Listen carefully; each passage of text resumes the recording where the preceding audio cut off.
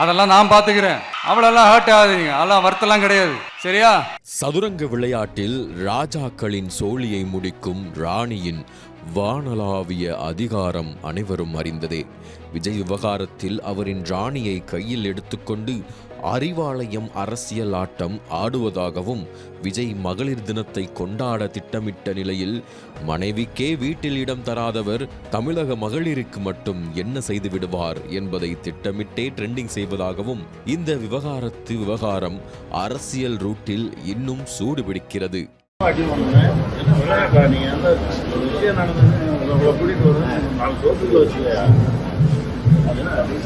யாரை பழி வாங்குறது, யாரும் பழி வாங்குறது, எது இந்த போஸ்ட் நல்லா இருந்துச்சு,